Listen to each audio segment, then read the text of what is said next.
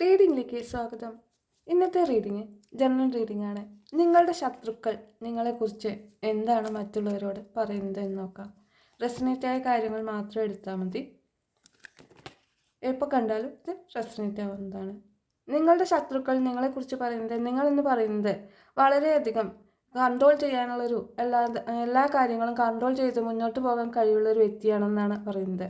അതുപോലെ എല്ലാ കാര്യങ്ങളും സ്വന്തം കൈപ്പിടിയിൽ ഒതുക്കി, അതായത് ഏത് കാര്യവും മാനിഫെസ്റ്റ് ചെയ്തെടുക്കാൻ ഉള്ളൊരു കഴിവ് നിങ്ങൾക്കുണ്ടെന്നു, എല്ലാ കാര്യത്തിനും പ്രതീക്ഷയോട് കൂടിയിട്ട് മുന്നോട്ട് പോകുന്ന ഒരാളാണ് നിങ്ങളെന്നും, നിങ്ങളുടെ ജീവിതത്തിൽ ഒരുപാട് വേദനകൾ നിങ്ങൾക്ക് ഉണ്ടായിട്ടുണ്ടെങ്കിൽ അതിൽ നിന്നെല്ലാം തരണം ചെയ്ത് നിങ്ങൾ മുന്നോട്ട് പോയിട്ടുണ്ടെന്നും, അതുപോലെ തന്നെ നിങ്ങൾക്ക് വളരെയധികം ദേഷ്യം ഉള്ളൊരു വ്യക്തിയാണെന്നും, ഒരുപാട് കാര്യങ്ങളോടെ ഒരു അഡിക്ഷനോ അട്രാക്ഷനോ ഒക്കെ ചിലപ്പോൾ ക്യാഷിനോടായിരിക്കാം, മറ്റു സുഖ സൗകര്യങ്ങളോടായിരിക്കാം, അങ്ങനെ പല രീതിയിലായിരിക്കാം നിങ്ങളുടെ ശത്രുക്കൾ നിങ്ങളെക്കുറിച്ച് പറയുന്നത്.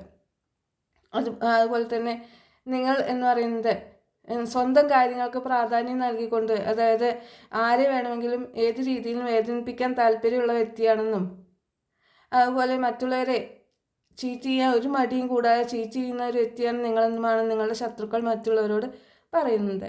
അതുപോലെ തന്നെ നിങ്ങളുടെ പങ്കാളിത്തത്തിൽ തന്നെ, അതായത് നിങ്ങളുടെ റിലേഷൻഷിപ്പിൽ തന്നെ നിങ്ങൾ വളരെയധികം എടുത്തു ചാടിയും കൊണ്ട്, അതായത് മുന്നും പിന്നും ചിന്തിക്കാതെ ഏത് റിലേഷൻഷിപ്പ് വന്നാലും നിങ്ങളതിൽ ഇടപെടുന്ന ഒരാളായിട്ടാണ് നിങ്ങളുടെ ശത്രുക്കൾ നിങ്ങളെ കാണുന്നത്. അതുപോലെ തന്നെ നിങ്ങൾ നിങ്ങളെയാണ് കൂടുതൽ സ്നേഹിക്കുന്നത് എന്നും, എന്നാൽ ഈ സമയം നിങ്ങൾക്ക് പങ്കാളിത്തത്തോടെ അല്ലെങ്കിൽ റിലേഷൻഷിപ്പിനോടൊന്നും തന്നെ ഒട്ടും തന്നെ താല്പര്യമില്ലാതെ നിങ്ങൾ നിങ്ങളെ തന്നെ സ്നേഹിച്ചുകൊണ്ട് മുന്നോട്ട് പോവുകയാണ് ചെയ്യുന്നതെന്നും, നിങ്ങൾക്കാണ് നിങ്ങളുടെ ലൈഫിൽ കൂടുതൽ പ്രാധാന്യം നൽകുന്നതെന്നും, മറ്റുള്ളവർക്ക് പ്രാധാന്യം നൽകിയിട്ടും അതിൽ നിന്നും ഒന്നും തന്നെ പ്രത്യേകിച്ചൊരു മെച്ചമില്ലാത്തത് കൊണ്ട് നിങ്ങൾ നിങ്ങളെ തന്നെ കൂടുതൽ സ്നേഹിക്കുകയാണ് ചെയ്യുന്നത്. അതായത് ചിലപ്പോൾ നിങ്ങൾ റിലേഷൻഷിപ്പിൽ നിങ്ങൾ ചീറ്റ് ചെയ്യപ്പെട്ടിരിക്കുക, അല്ലെങ്കിൽ നിങ്ങളാരെങ്കിലും ചീറ്റ് ചെയ്തിട്ടുണ്ടാവും എന്താണ് നിങ്ങളുടെ ശത്രുക്കൾ നിങ്ങളെ കുറിച്ചിട്ട്